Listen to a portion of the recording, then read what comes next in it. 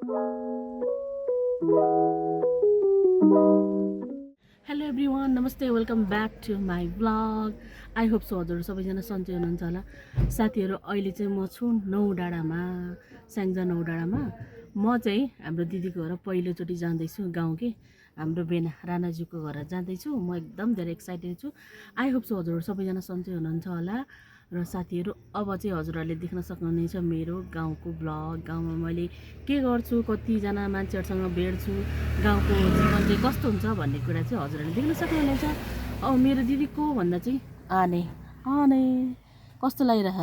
अभी म त एकदम खुसी छु। जुगायो भने म डराउँदिनँ, अनि हामी चाहिँ चिच्चाउँछु मात्रै। चिच्चाउँछु। ल सुन्नुभयो नि, जुगारी तैँले फाल्दिनी। डराउँदिन र चिच्चाउँछु र यो बिहोस हुन्छ। ल चाहिँ अनि पोलेको मकै पनि खानुपर्छ साथीहरू। अनि दिदीहरूको एउटा भइसक्यो काली, त्यसलाई नि भेट्नुपर्छ। अनि हामी चाहिँ को छौँ भने त दिदी, म, अनि त्यसपछि भेना, ठुलो भेना पनि हुनुहुन्छ। Stay tune our YouTube channel. यो चाहिँ हाम्रो भेनाको बेस्ट फ्रेन्डको घर, दोकान पनि दिलीपको घर, दोकान। अब हामी चाहिँ यतातिर जान्छौँ। ल नि कतातिर, कोहीतिर घाम लाग्छ, कोहीतिर लाग्छैन। 1 बजी चाहिँ हामी फाइनली गाउँ आइपुग्यौँ।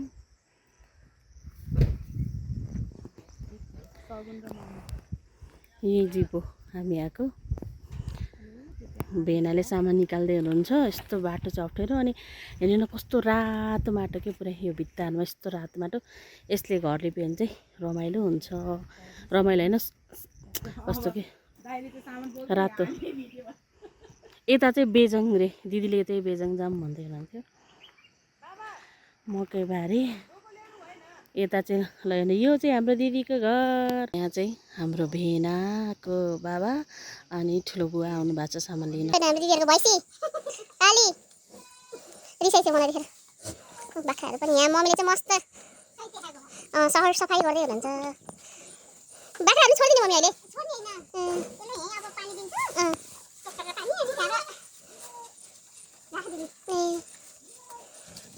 काली घाँस खाइछौ? घाँस खाइछौ कालीले? खाऊ त नि काली। काली मया घाँस खाऊ। ल कस्तो भयो काली। ल हेर्नु है बेना, राजन बेना हेर्नु, हजुरको भैँसीले मलाई कसरी डेरा हालेर रिसाउँदै हेरेको छ। अनि यता हाम्रो दिदीको बाख्राहरू पनि छ, दिदीको नामको बाख्रा। अहिले चाहिँ म यहाँ भित्र छु है। अनि यति गर्मी भइरह, लास्ट गर्मी के, चिसो पनि हस्को आँखा के आउनुमा चाहिँ मैले बाख्राहरू भैँसी हेरिसकेँ। अब म यता फेरि दिदीलाई देखाउँछु। ओहो, यो दिदीको घर हो कि, यो धनसर साइड हो, धनसर साइड। यता त अनि कस्तो फिल भइरहेको छ, एकदम कुल। बाख्राहरू चाहिँ एकदम फुल खान पल्केको रहेछ। अनि घरिघरि माथि आउँदै फुल खाँदै मस्त छ। मैले चाहिँ यहाँभित्र सब्जी बनाउँदैछु, बाहिर चाहिँ दिदीले, म चाहिँ गिराम्ला र बोरी, अनि यता दाल पनि, अनि यता बाहिर चाहिँ दिदी। यता चाहिँ यहाँ दिदीले पुरा पकाउनु भएको मासु।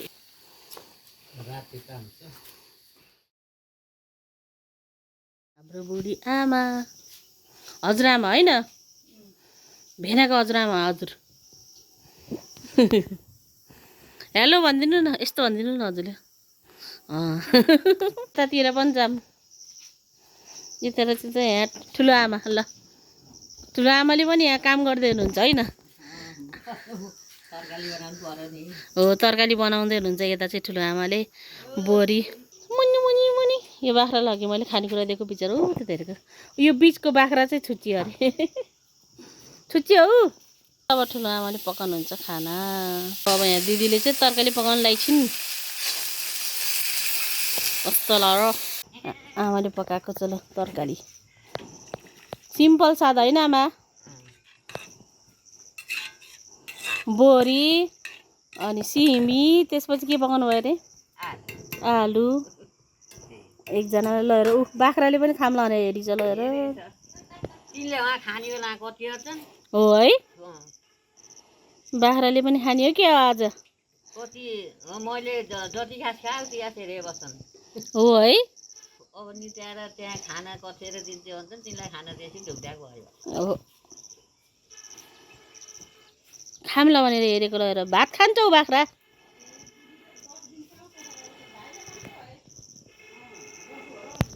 आगोमा पकाएको अर्ग्यानिक खाना ल स्वास्थ्यलाई पनि राम्रो हो नि। चाहिँ हाम्रो रूपाको कन्टिन्यू भ्लग। यो चाहिँ ठुला आमाको आँगन जहाँ सूर्यमुखी फुलहरू छन्। रूपाको ड्युटी चाहिँ यस्तो छ है। तँलाई त ठुला आमा नआएछ करा करा गर्छ छुच्ची। तँलाई पाइया गरौँ।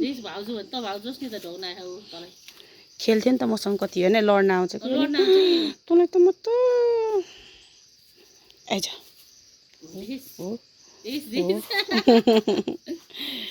वाह रूपा कैसा लग रहा है गाँव में? बहुत अच्छी है हमारी गांव, हवा पानी बहुत स्वस्थ है।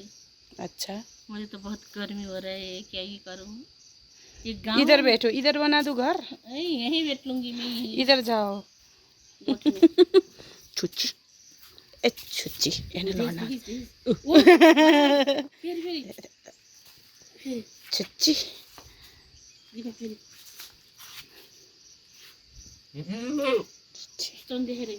स्टोन स्टोन देखाउनु ल तेरा बाजेको टोपी आइज आइज आइज ल आइज आइज आइज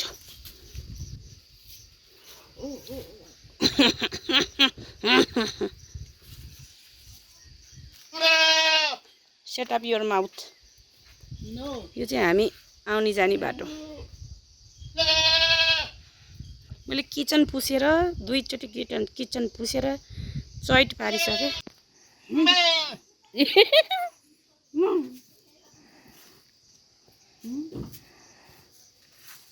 भाउजू दिपा भाउजू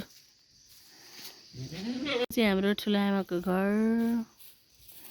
अनि उता चाहिँ हाम्रो दिदी बनाएको घर दिपाती घर। ल ल ल ल यता दाइले चाहिँ पानी लिएर आउनुभयो। वाह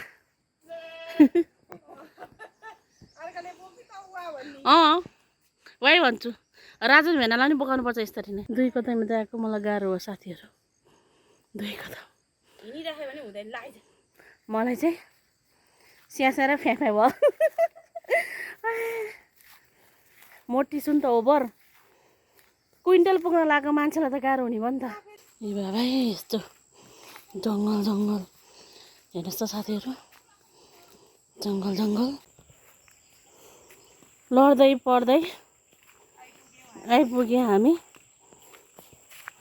यो पँधेरामा। यता मलाई हेर्नु न पसिनाले बाटो फेरि म त यस्तो हिँड्न जान्दिनँ त्यही भएर हो साथीभाइहरू। ल हाम्रो दिदीले चाहिँ मस्त बोक्नु भयो। ए दाइ आइसक्नु भएको भोलि भेस त गाउँले जीवन। ल हेर्नु जेठा जेठा बुहारी पानी बोकेर आएका भनेर क्या। ल दाइ आएर पनि जानुभयो। दिदीले चाहिँ यहाँ दुध पकाएको उतापट्टिबाट उठाउने फेरि अर्कोतिर उठाउने राम्रो हुँदो रहेछ कि। ल हेर्नु यहाँ बाख्रा अब चरी छ। लौ लौ लौ लौ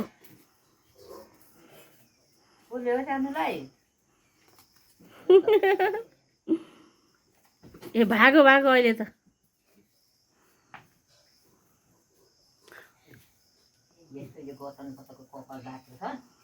राम्रो छ त कपाल हजुरको।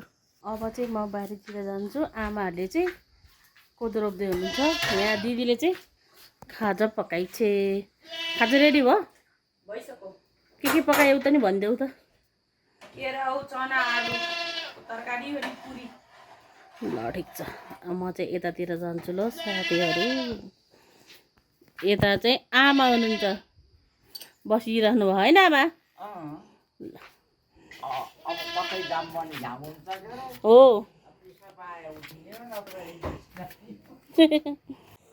यहाँ चाहिँ कोदो रोप्दै आमाहरू सबैजना कस्तो मजाले रोप्नु भएको है।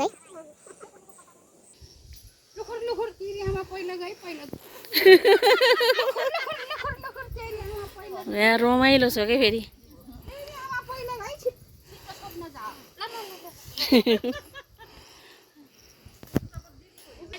हो फुपू त नाचिदिनुहुन्छ होइन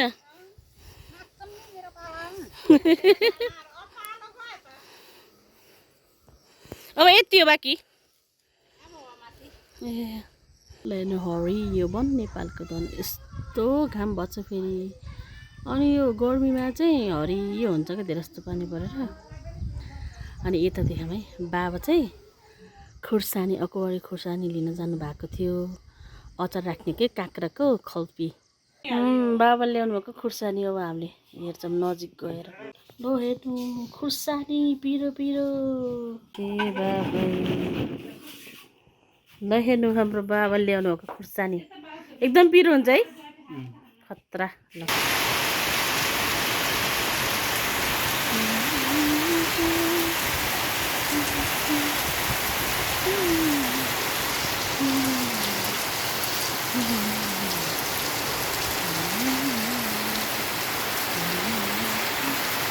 मुल्नु मुल्नु मुल्नु न मुल्नु मम्मी गाममै हुनुहुन्छ हजुर कस्तो हेर्दा पनि मिठो होला जस्तो भाइ ल मम्मीले बनाउनु भएको